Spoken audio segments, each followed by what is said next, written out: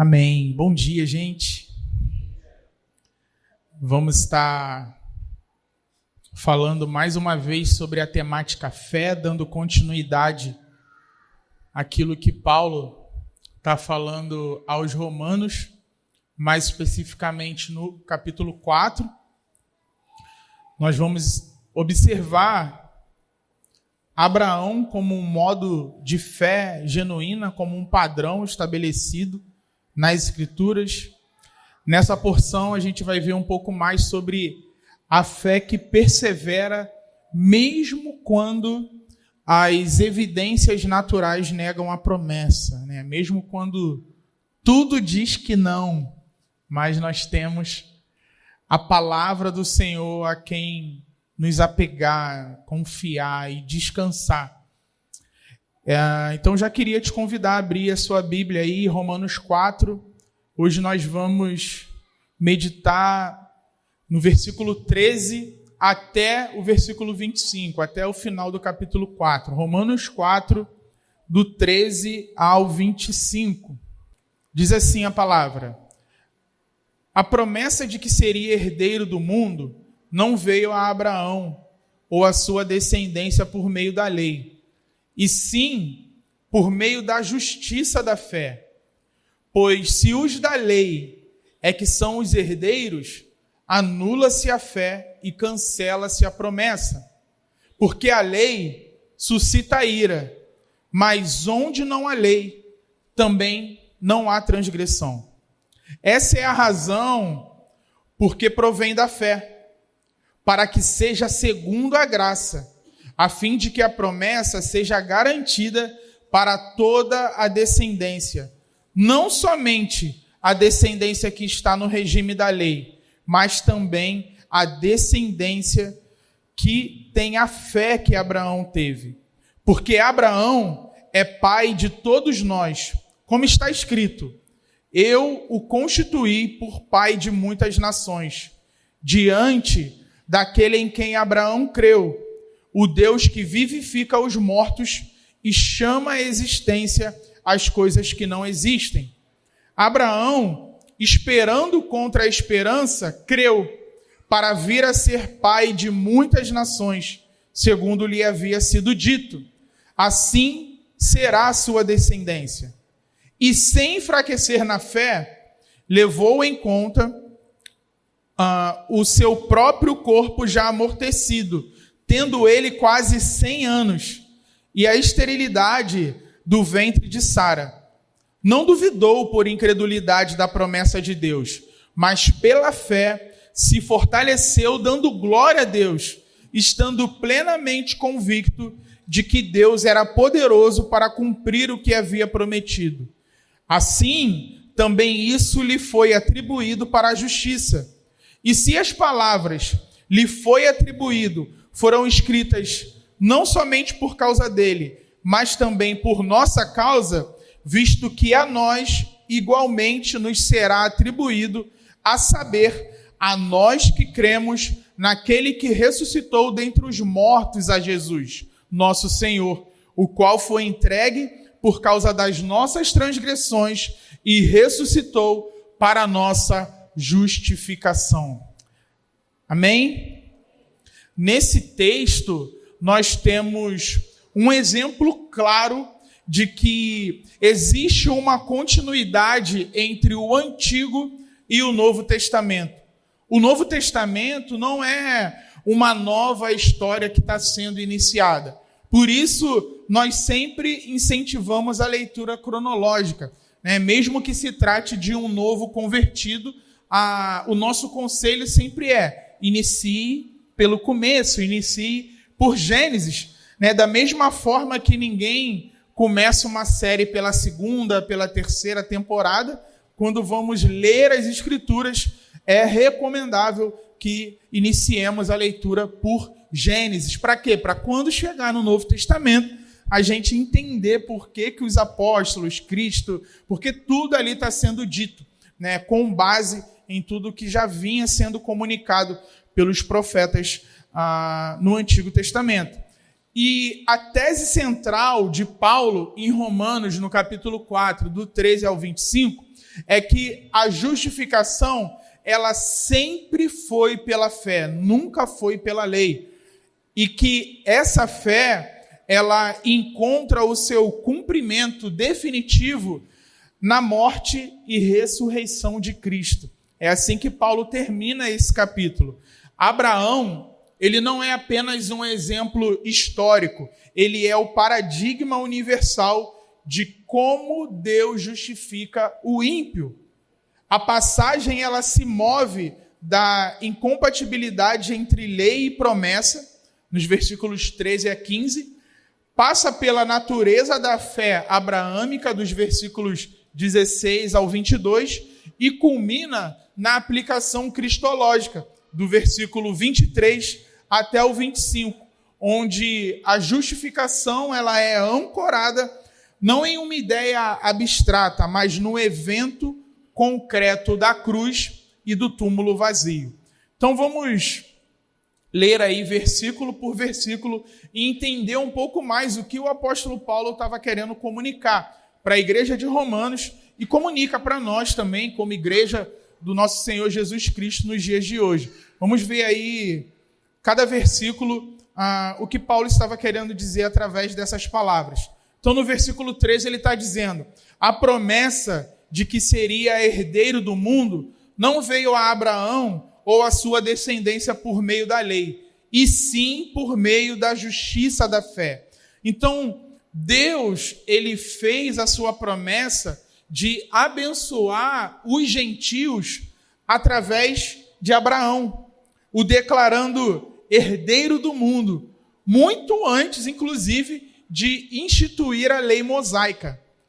430 anos antes da lei, a promessa já tinha sido declarada para Abraão. Portanto, era equivocado para os judeus ali na igreja de Roma acreditarem que a bênção dos gentios dependiam da sua obediência à lei. Porque pela religiosidade deles, eles se enganavam, eles entravam por esse caminho legalista de achar que eles estavam conquistando a sua própria salvação através da obediência à lei, como se a lei salvasse. Então, o trabalho do apóstolo Paulo em Romanos, não só nessa porção, mas praticamente na carta inteira, é revelar, tanto para judeus como gentios, em quem, de fato, eles deveriam confiar, em quem a salvação ela está ancorada. Então, muitas vezes você vai ver Paulo combatendo essa ideia de nós contra eles, judeus, gentio. Não, ele está dizendo, gente, a salvação não é pelo caminho que vocês estão acreditando. Nem os judeus que achavam que era por causa da lei, e também tinha muito gentio achando que não, agora é tudo nosso, Deus nos colocou na promessa e agora nós somos abençoados, e ao ponto de até se acharem mais importantes do que os próprios judeus.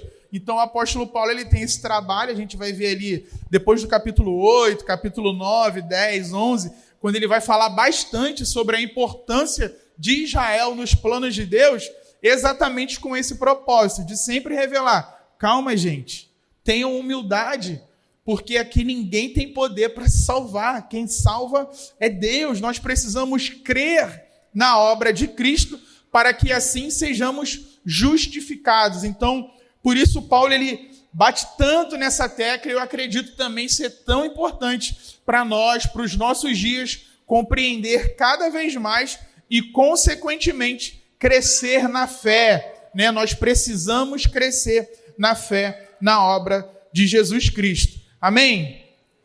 E por que eu estou dizendo isso? Porque Deus, ele não prometeu para Abraão um terreno. Ele prometeu para Abraão um universo restaurado. E aí, puxando para a nossa realidade, Deus, ele não quer avivamento para um bairro, ele não quer avivamento para uma região específica, por mais que nós oremos por isso. Deus, ele não quer avivamento só para os judeus, por mais que nós oremos por isso. Mas o plano de Deus é que, como as águas cobrem o mar, toda a terra se encha do conhecimento de Deus. O plano de Deus é que o seu Espírito seja derramado sobre toda a humanidade, sem distinção. Entendem quando o profeta ele está falando sobre o Espírito ser derramado sobre toda a carne, já carregava essa ideia de que não existe uma classe ou um tipo de gente que tenha, vamos dizer, a primazia diante de Deus, no sentido de que eles são os eleitos, né, e todas as outras raças estão fora.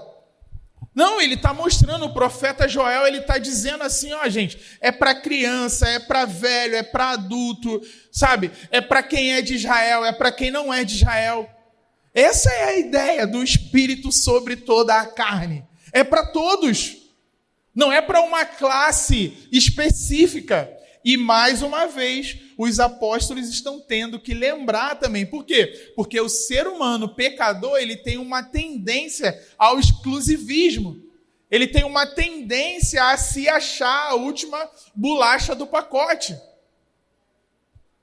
Porque agora a graça me alcançou. E isso vale tanto para grupos, quanto para indivíduos também, que muitas vezes começam a se achar porque agora são frequentadores da igreja. Porque agora faz parte da comunhão dos santos. E aí começa a se achar alguma coisa. Quando, na verdade, o evangelho ele tem o propósito de nos reduzir a nada.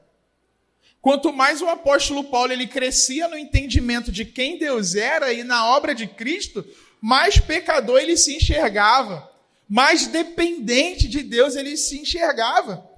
Então, quanto mais crescemos na compreensão do Evangelho, nós precisamos ir para esse lugar de humildade, de reconhecimento da necessidade da graça de Deus. Então, percebam que nas entrelinhas é sempre isso que o apóstolo está comunicando na carta aos Romanos. A salvação não é para uma classe específica.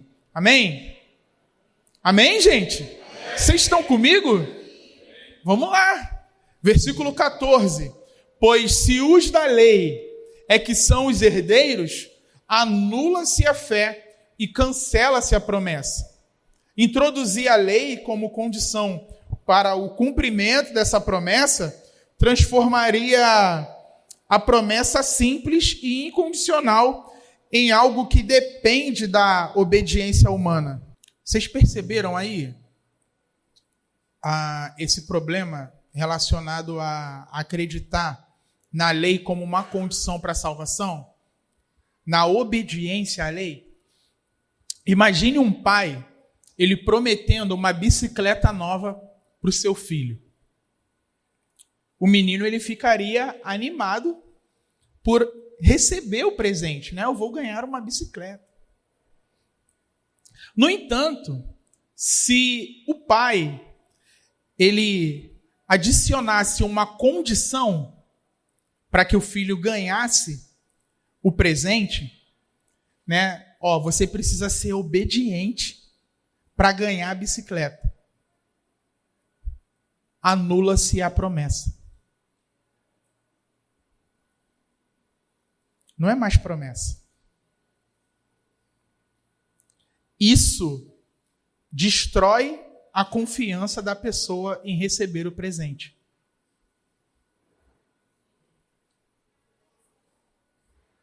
A bicicleta agora, ela dependeria da obediência e não mais da fé. O teólogo Charles Hodge, ele argumenta que qualquer qualificação adicionada a uma promessa destrói sua natureza como promessa. Uma promessa deve ser incondicional. Caso contrário, deixa de ser promessa e torna-se um contrato. Um contrato diz: eu te darei X se você fizer Y. Uma promessa da graça diz: eu te darei X, confie em mim.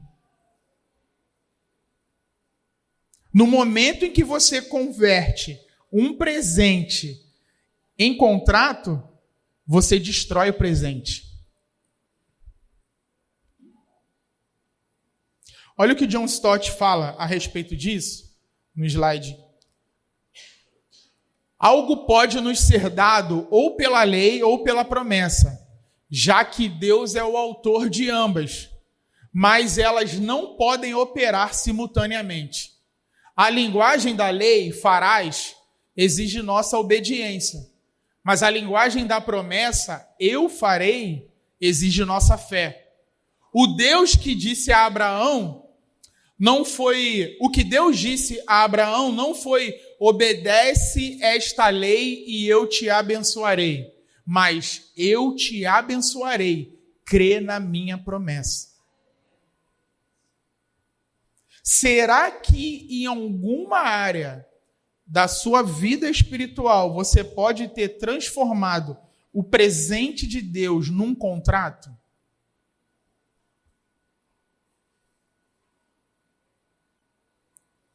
Versículo 15. Porque a lei suscita a ira, mas onde não há lei, também não há transgressão. Em vez de trazer as bênçãos prometidas a Abraão, a lei traz ira.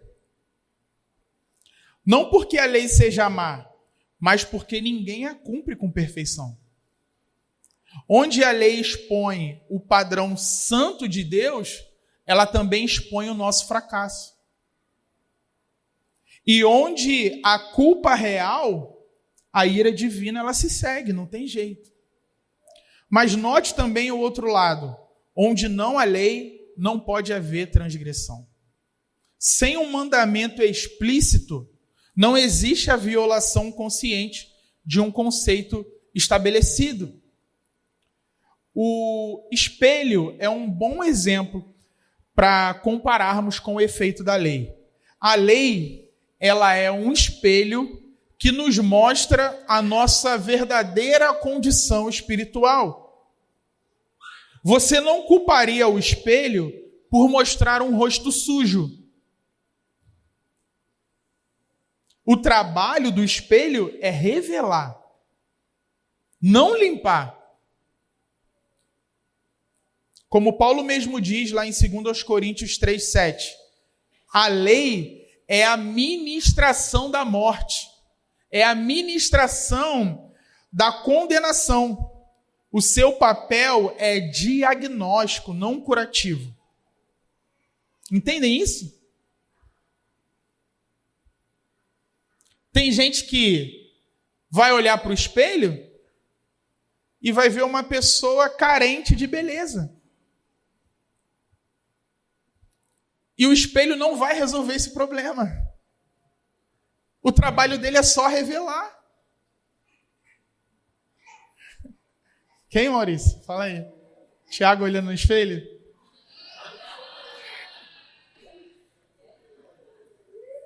Para resolver esse problema, precisaria de um outro método, que não é um objeto revelador. Então, a lei, ela é esse objeto revelador. Ela revela qual é a sua condição. E aí, quando a sua condição é revelada, qual precisa ser a sua reação? Eu preciso de alguém. Eu não consigo resolver esse problema. É nesse sentido que nós precisamos olhar para o poder da lei, sabe? Para quem está em Cristo, a ira que a lei produz, ela foi totalmente absorvida na cruz, graças a Deus. É nesse sentido que nós não estamos mais debaixo da lei, mas debaixo da graça. A lei traz convicção de pecado e te leva a dizer: realmente eu não posso. O Evangelho traz a libertação da condenação. O Espírito, usa a lei para produzir arrependimento, não desespero. A lei, ela te conduz a um lugar de arrependimento de quem diz, não posso, mas Deus vem com a solução. Cristo.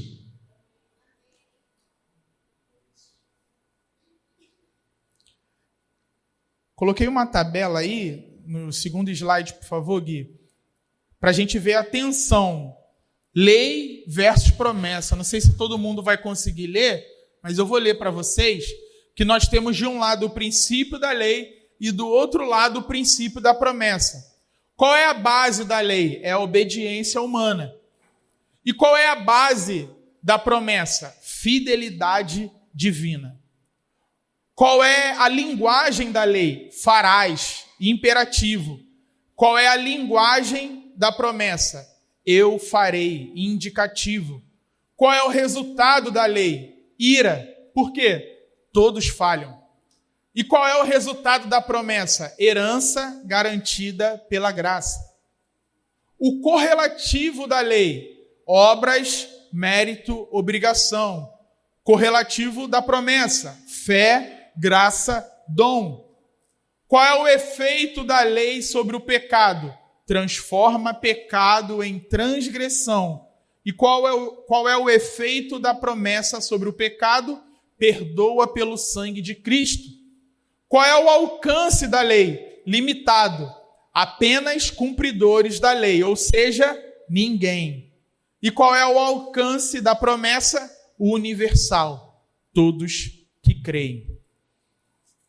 A lógica de Paulo, dos versículos 13 ao 15, é uma sequência devastadora, eu poderia dizer. A promessa veio antes da lei, é o que nós vemos no versículo 13. É um argumento temporal. Se a lei é a condição, fé e promessa são destruídas. É o que nós vemos no versículo 14. É um argumento lógico. Porque a lei só produz ira e transgressão. Versículo 15. Esse é um argumento experiencial. Portanto, a promessa é pela fé, para que seja pela graça, para que seja garantida para toda a descendência. É o que nós vamos ver no versículo 16, que é a conclusão. Conecta muito com que, não lembro se foi o Tiago ou a Nath que falou do apóstolo Paulo ser utilizado como referência até em faculdades de direito, né? E é exatamente por esse poder de argumentação que ele tem, né? E é incrível observar isso no detalhe. E aí o versículo 16, então, o apóstolo Paulo está dizendo, essa é a razão porque provém da fé, para que seja segundo a graça, a fim de que a promessa seja garantida para toda a descendência, não somente a descendência que está no regime da lei, mas também a descendência que tem a fé que Abraão teve, porque Abraão é pai de todos nós. Então, perceba o que Paulo está fazendo aqui. Ele reúne todo o fio do argumento, do versículo 13 até o versículo 15, e o amarra com firmeza. E qual é o nó que segura tudo? A graça. Deus não disse a Abraão, eu farei de você pai de muitas nações se você merecer. Não. A promessa veio depois da justificação. Veio de graça, sem condições, sem cláusulas com letras miúdas. Abraão não conquistou a promessa cumprindo a lei. Ele a recebeu simplesmente crendo nela. Fé e nada mais. E aqui está o ponto que nós não podemos perder. Essa é a única maneira pela qual a promessa de Deus poderia ser absolutamente certa. Se dependesse da nossa obediência, estaria perdida antes mesmo de começar. Mas porque repousa sobre a graça e é acessada pela fé, a promessa é inabalável. Paulo, portanto, ele não está apenas aqui ensinando teologia. Ele está exaltando a fé como o único caminho da justificação diante de Deus. Não um caminho entre muitos, é o único caminho. Versículo 17, como está escrito: eu o constituí por pai de muitas nações, diante daquele em quem Abraão creu, o Deus que vivifica os mortos e chama à existência as coisas que não existem. Então observe como Paulo, ele descreve o Deus que Abraão creu. E ele o faz de maneira absolutamente deliberada, em perfeita harmonia com a promessa que acabou de citar. Paulo, ele não está fazendo uma teologia abstrata, ele está mostrando claramente quem é esse Deus. Então, primeiro, ele é o Deus que vivifica os mortos. A linguagem de Paulo, ela opera em pelo menos 3 níveis: físico, espiritual e escatológico. Físico, Deus trouxe vida da capacidade reprodutiva morta de Abraão e Sara. Espiritual, Deus dá vida espiritual àqueles que estão mortos em delitos e pecados. E escatológica, Deus ressuscitou Jesus dentre os mortos e ressuscitará os crentes.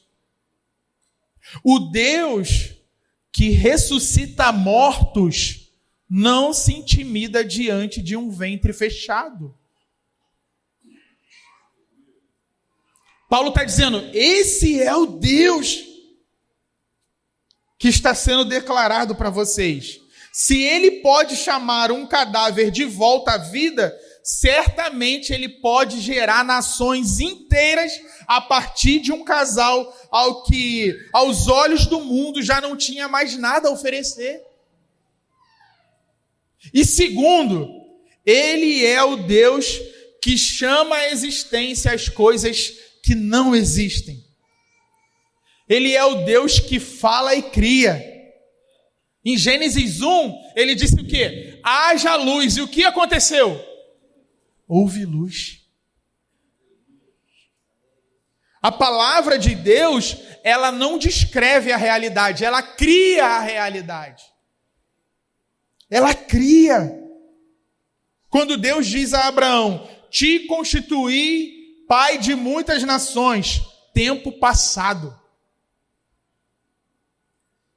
Ele não está fazendo um prognóstico otimista. Ele está decretando um fato. É o mesmo poder que disse, haja luz no caos, que disse, haja vida no ventre estéril de Sara. É o mesmo poder que disse, levanta-te no túmulo de Jesus.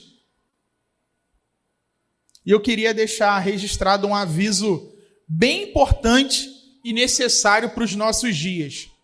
Apesar de estar bem claro aqui que Romanos 4,17 não é sobre o poder das nossas palavras, é sobre o poder das promessas de Deus e a sua fidelidade em cumpri-las, nunca é demais lembrar em dias de tanta confissão positiva. A fé não cria a realidade, ela se agarra à realidade que Deus cria. Vocês entenderam isso? A fé não cria a realidade. A sua palavra não tem poder como talvez disseram para você. Quem tem poder é a palavra de Deus. O poder que a sua palavra tem é poder de ferir. É poder de destruir. É poder de incendiar. É poder de curar. É poder de consolar. É esse poder que você manifesta com a sua língua. É aquilo que envolve o outro, mas não é o poder criativo. Crente não pode falar assim, cuidado com o que você fala, porque você vai acabar atraindo essas coisas para a sua vida. Que poder é esse que a gente está dando para a nossa palavra? Nossa palavra pode criar alguma coisa? Não, você tem que falar coisas positivas. Eu gosto de falar coisas positivas, eu me considero alguém otimista. Mas eu preciso saber qual é o meu lugar, gente. Eu sou uma criatura, eu não sou um criador. Amém ou não? Amém. Saber disso te livra de um lugar de, sabe, daqui a pouco tá tratando a sua fala como mandinga, né? Tipo, profetiza, né? Ai, meu Deus do céu.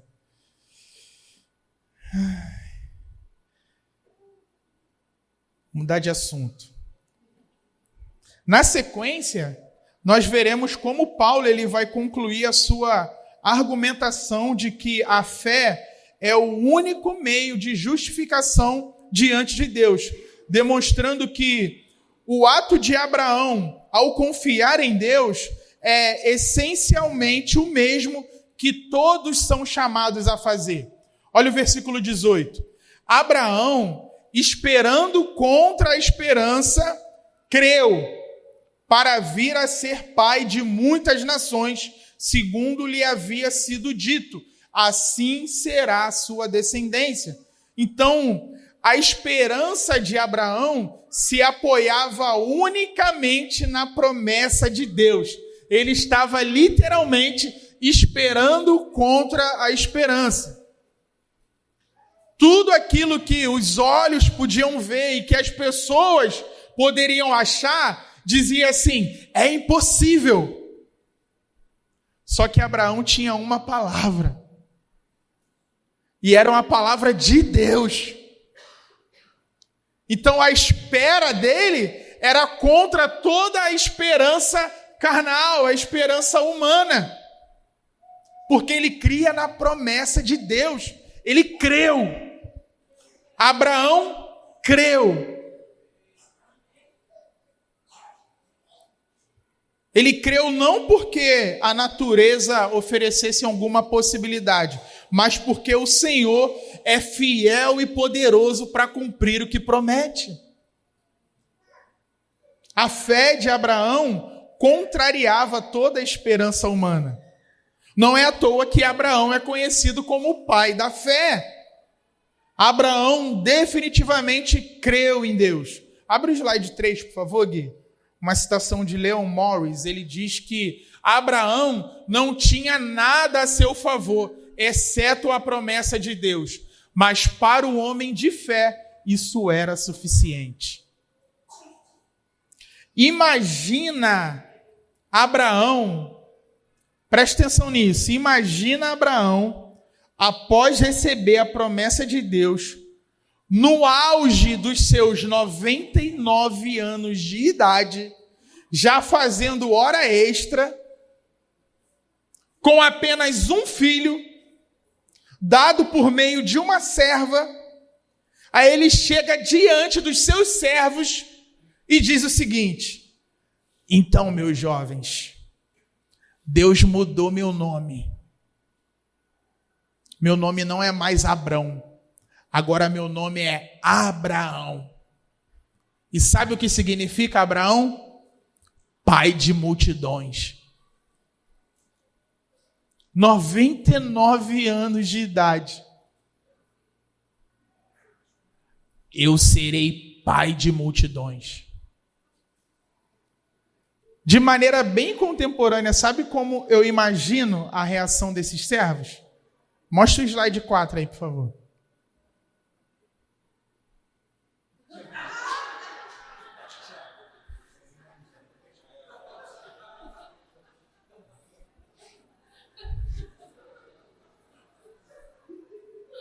Se os servos forem um pouco mais ousados, talvez eles poderiam ter reagido assim, slide 5.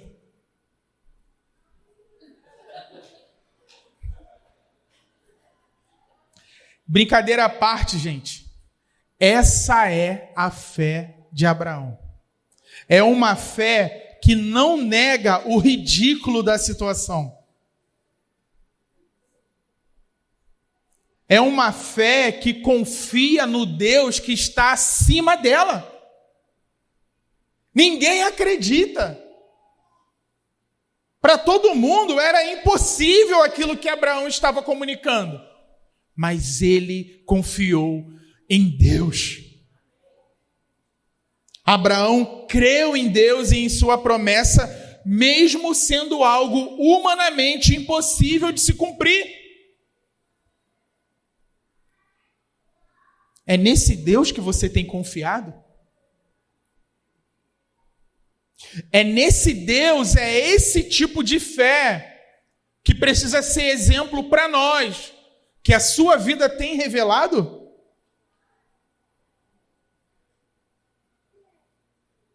Porque quando se existe um coração que foi afetado por essa realidade de quem Deus é e abraçou uma fé nesse nível, vai curar muita gente.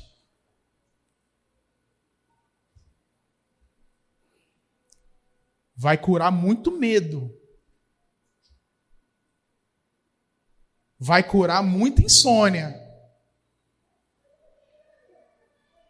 Vai curar muita ansiedade.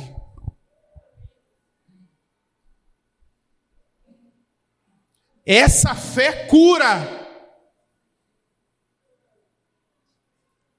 Sabe quando Jesus diz? A sua fé te curou.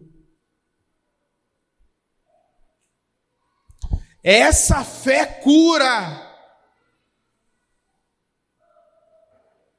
Que nós precisamos é crer desse jeito. Léo, mas eu não consigo. Peça. A fé é listada como um dom pelo próprio apóstolo Paulo. Se é um presente que Deus nos dá, e Deus, como um bom pai, ama nos presentear, o que é que nós temos que fazer diante dele? Pedir. Senhor, me dá essa fé. Me batiza com essa fé, Deus, porque eu quero crer como esse homem creu. Porque parecia ridículo. Para o mundo era ridículo. Não faz sentido. Mas ele escolheu acreditar em Deus. Porque estamos falando de Deus. Então, às vezes, o que nos falta é conhecer esse Deus. Precisamos conhecer a Deus como Abraão conheceu a Deus. Para que os ídolos das nossas vidas sejam derrubados. Para que a gente consiga definitivamente descansar. Deus deseja que você tenha descanso. Não é agradável para Deus te ver num lugar de impaciência, medo, desconfiança, incredulidade. Não, não é. Por isso que sem fé é impossível agradar a Deus. Mas para que exista essa confiança nesse nível, é necessário conhecimento, é necessário revelação. Olha o que o apóstolo vai continuar falando sobre Abraão nos próximos versículos, do 19 ao 21, ele diz assim: e sem enfraquecer na fé, levou em conta o seu próprio corpo já amortecido, tendo ele quase 100 anos, e a esterilidade do ventre de Sara, não duvidou, por incredulidade, da promessa de Deus, mas pela fé se fortaleceu, dando glória a Deus, estando plenamente convicto de que Deus era poderoso para cumprir o que havia prometido. Então, se fôssemos perguntar para Paulo qual era o tipo de fé que Abraão tinha, Paulo responderia: a confiança de que Deus pode fazer o que promete e que manterá a sua palavra. Como temos dito, fé não é fechar os olhos para a realidade. É ver a realidade claramente e ainda assim confiar nas promessas de Deus mais do que nas circunstâncias. Entendem? Não é uma confiança cega. Você está vendo a realidade. Mas você confia mais na promessa de Deus do que nas circunstâncias. A chave não é o tamanho da fé, mas é o tamanho do objeto. Entendem isso? Quanto mais Deus cresce, mais fé. Quanto mais revelação, mais fé.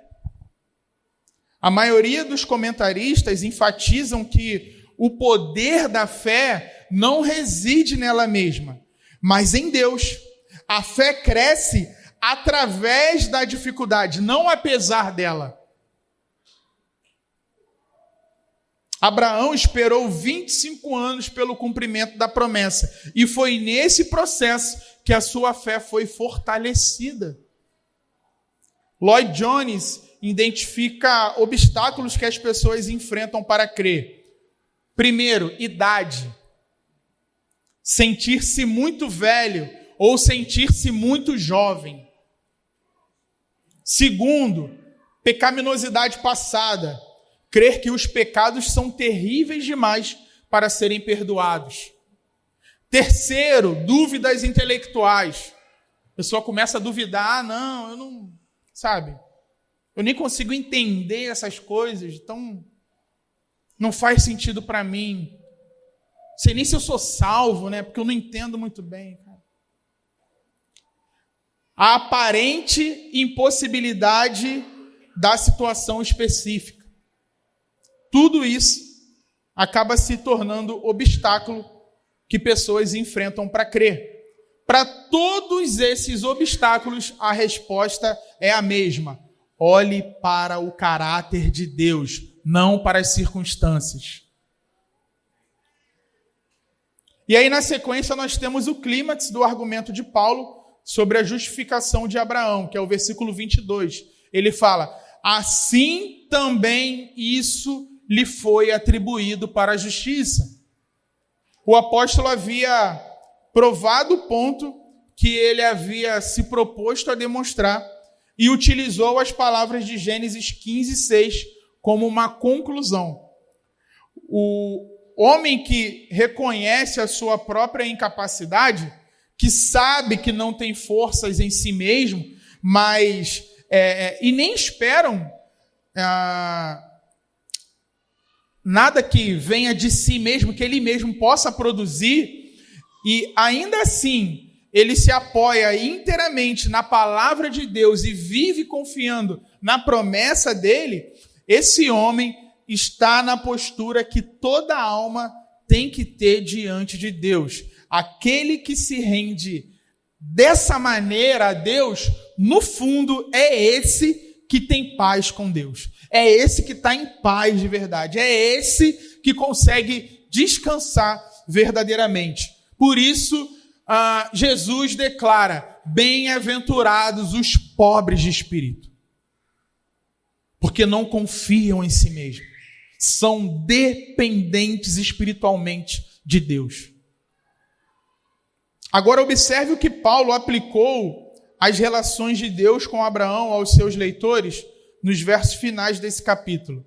Versículo 23 e 24, ele fala assim: e as palavras lhe foi atribuído, foram escritas não somente por causa dele, mas também por nossa causa, visto que a nós igualmente nos será atribuído, a saber, a nós que cremos naquele que ressuscitou dentre os mortos, a Jesus, nosso Senhor. Então, Deus creditará a sua justiça a todo aquele que crê.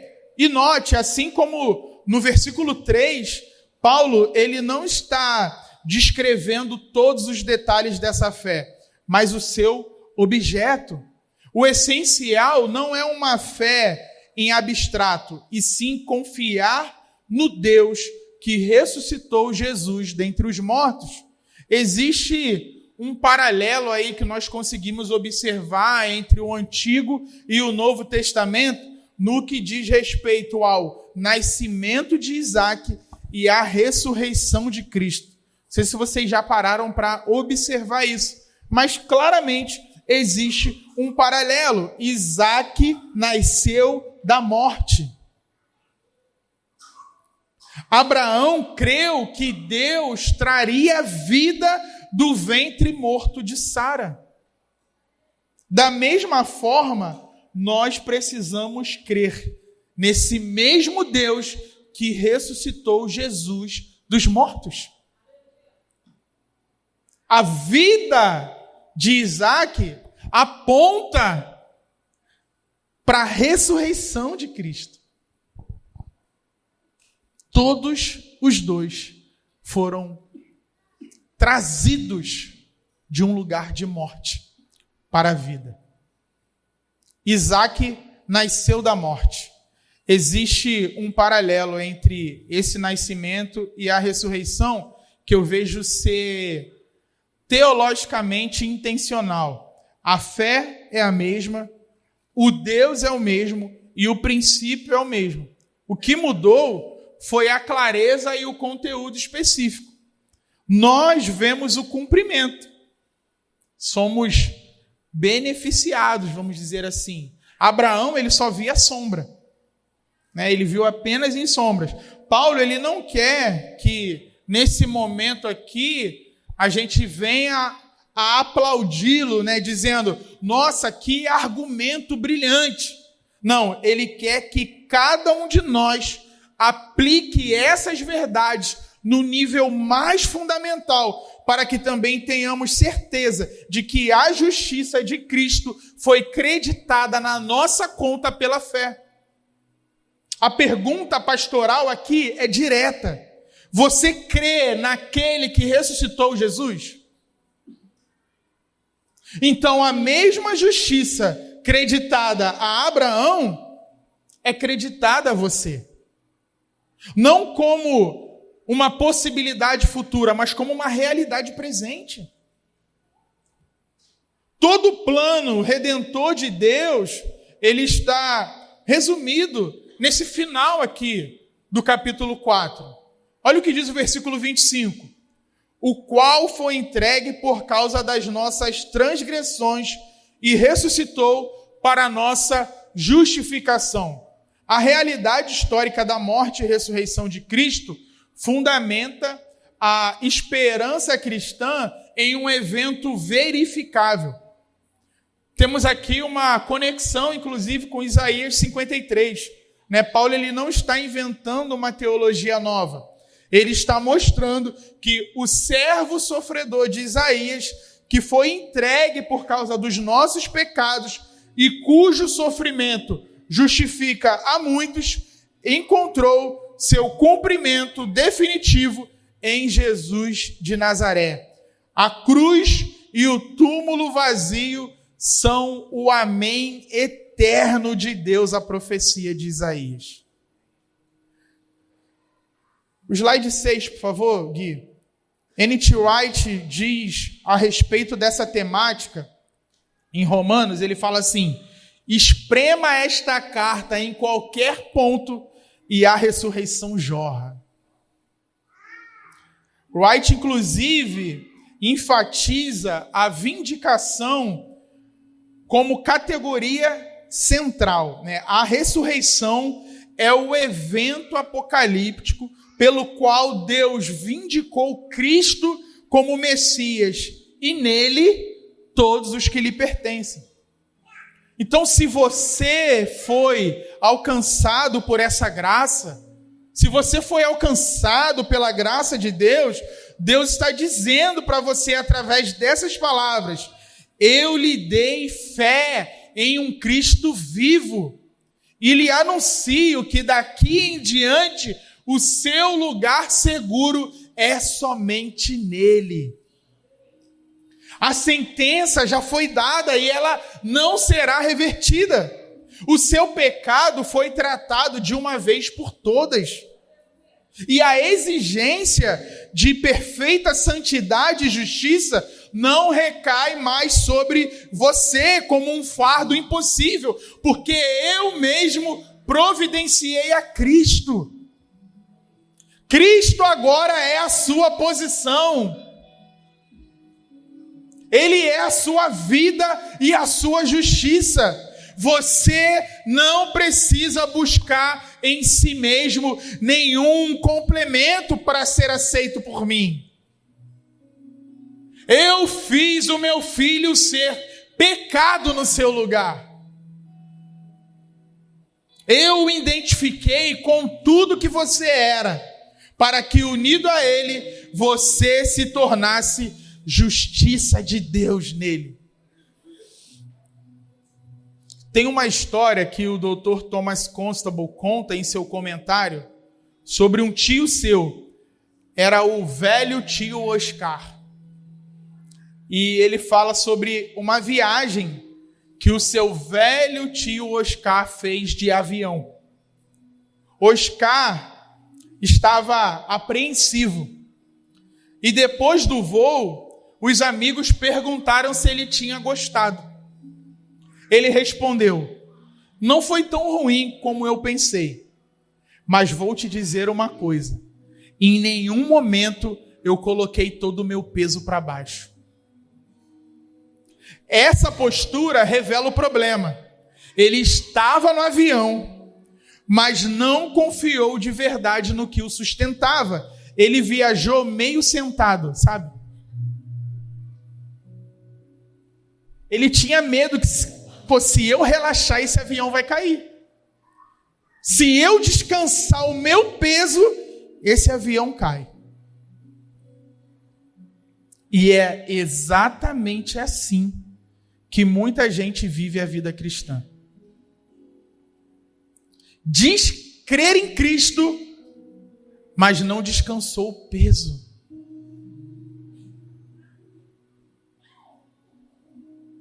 Não consegue descansar por inteiro na obra dele. Mesmo sabendo que a morte de Cristo Jesus satisfez plenamente a justiça de Deus. A pessoa ela continua tentando se sustentar por méritos, desempenho, controle ou algo a mais.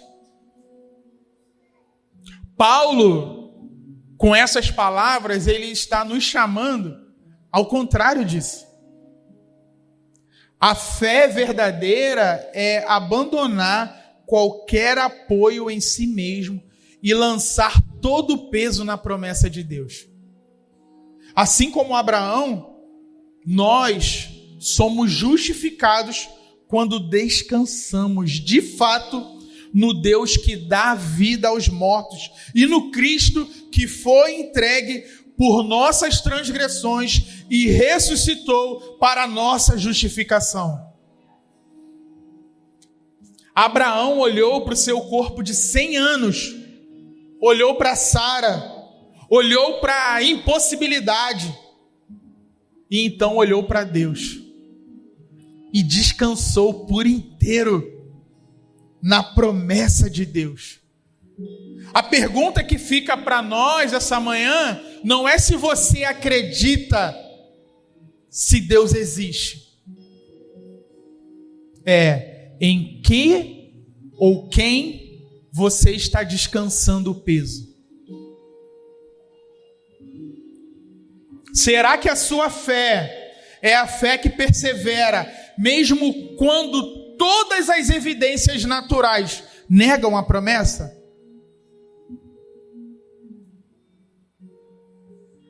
E eu encerro com uma última pergunta do reverendo Heber Campos Júnior. No slide 7, por favor. Avalie a sua maturidade espiritual pelas escolhas que você tem feito. Lembre-se de que a fé rejeita o prestígio, os prazeres e a pressão do mundo.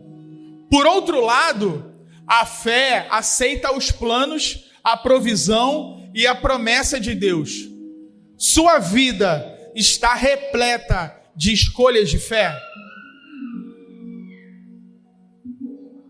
Fé é glorificar a Deus vivendo como Abraão viveu.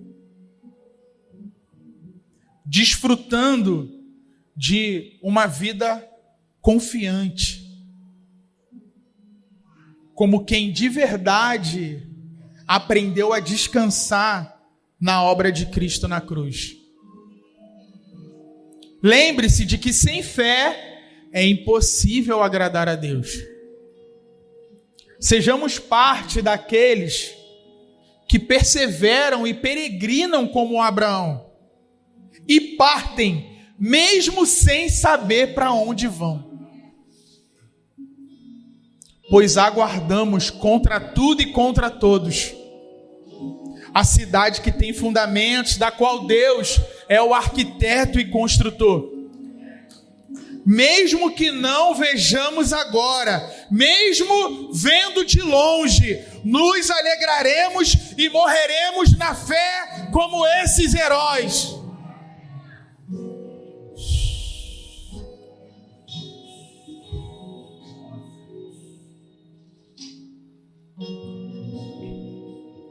E eu vou orar as palavras do autor de Hebreus, no capítulo 12.